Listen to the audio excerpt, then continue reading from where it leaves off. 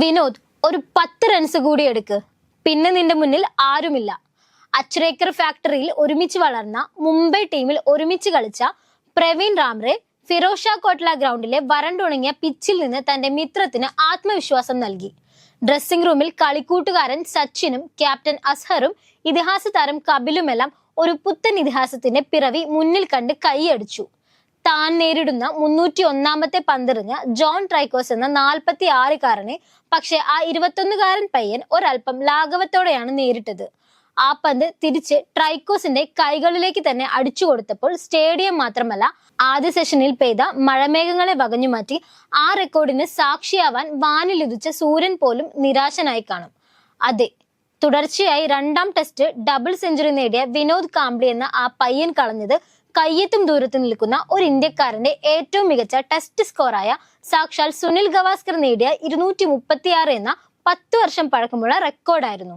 കുത്തഴിഞ്ഞ ജീവിതം പ്രതിഭയെ എങ്ങനെയെല്ലാം നശിപ്പിക്കുമെന്നതിന്റെ കായിക ലോകത്തെ ഏറ്റവും നല്ല ഉദാഹരണമായി നമുക്ക് വിനോദ് ഗണപത് കാംബ്ലി എന്ന ഇന്ത്യൻ ക്രിക്കറ്റ് കണ്ട ഏറ്റവും മികച്ച ഇടംകയ്യൻ ബാറ്റർമാരിൽ ഒരാളായ ആ പ്രതിഭാശാലിയെ കാണാം. ബോംബെ ശാരദാശ്രം വിദ്യാമന്ദിറിനായി സച്ചിന്റെ കൂടെ റെക്കോർഡ് റണ്ണടിച്ചു കൂട്ടിയ ആ ബാലൻ എവിടെയൊക്കെയോ ഒരു ഇടംകയ്യൻ റിച്ചാർഡ്സിനെയോ ഹെയ്ൻസിനെയോ ഓർമ്മിപ്പിച്ചിരുന്നു. തന്റെ ഏറ്റവും മികച്ച ശിഷ്യരിൽ ഒരാളെന്നും സച്ചിനേക്കാൾ പ്രതിഭയുള്ളവനെന്നും കോച്ച് രമാകാന്ത് അച്രേക്കർ വാഴ്ത്തിയ പയ്യൻ പക്ഷെ തന്റെ 25 വയസ്സിന് മുമ്പ് തന്നെ ദുശ്ശീലങ്ങളിലേക്ക് ഊളയിട്ടത് ഒരുപക്ഷെ ദാരിദ്ര്യം നിറഞ്ഞ ഭൂതകാലത്തിൽ നിന്നും അന്താരാഷ്ട്ര ക്രിക്കറ്റിന്റെ മായാലോകത്തിൽ എത്തിയപ്പോഴുള്ള അന്താളിപ്പ് കൊണ്ടായിരിക്കാം. സച്ചിനോടൊപ്പം സ്കൂൾ ക്രിക്കറ്റിലും പ്രാദേശിക തലത്തിലും നിറഞ്ഞു നിന്ന കാംബ്ലിക്ക് പക്ഷെ ഒരു അന്താരാഷ്ട്ര അരങ്ങേറ്റത്തിനായി 1991 ഒക്ടോബർ വരെ കാത്തിരിക്കേണ്ടി വന്നു.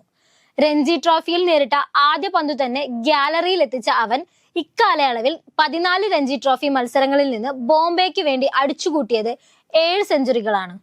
1993 ജനുവരി 18 തന്റെ 21ാം ജന്മദിനത്തിൽ ഇംഗ്ലണ്ടിനെതിരെ ഏകദിനത്തിൽ സെഞ്ചുറി നേടിയ കാംബ്ലിയെ ടെസ്റ്റ് ടീമിലെടുക്കാൻ സെലക്ടർമാർക്ക് കൂടുതൽ ചിന്തിക്കേണ്ടി വന്നില്ല.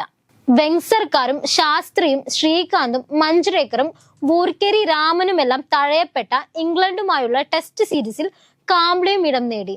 2ാം ടെസ്റ്റിൽ 59 റൺസ് നേടി സാന്നിധ്യം അറിയിച്ച അയാൾ അടുത്ത ടെസ്റ്റ് ആദ്യ ഇന്നിംഗ്സിൽ 224 റൺസ് നേടി സ്ഥാനം അറക്കിട്ടുറപ്പിച്ചു. സിംബാബ്വേയുമായുള്ള 3 ഏകദിനത്തിൽ 2ലും man of the match Kambli തന്നെയായിരുന്നു.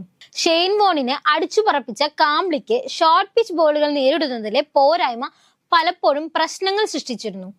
1994 ഇന്ത്യയിൽ വന്ന വെസ്റ്റ് ഇൻഡീസ് പേസർമാർ ഇത് ഫലപ്രദമായി മുതലെടുക്കുകയും ചെയ്തു.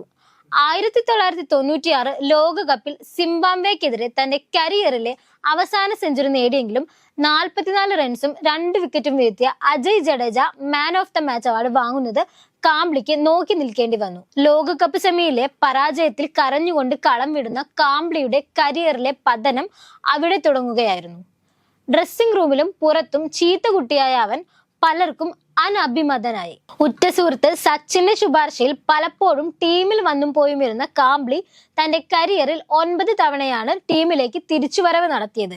ഇന്ത്യൻ ക്രിക്കറ്റിലെ കംബാക്ക് മാൻ എന്ന സ്ഥാനം പതിയെ മൊഹീന്ദർ അമർനാഥിൽ നിന്ന് കാംബ്ലിയിലേക്ക് വന്നു ചേർന്നു.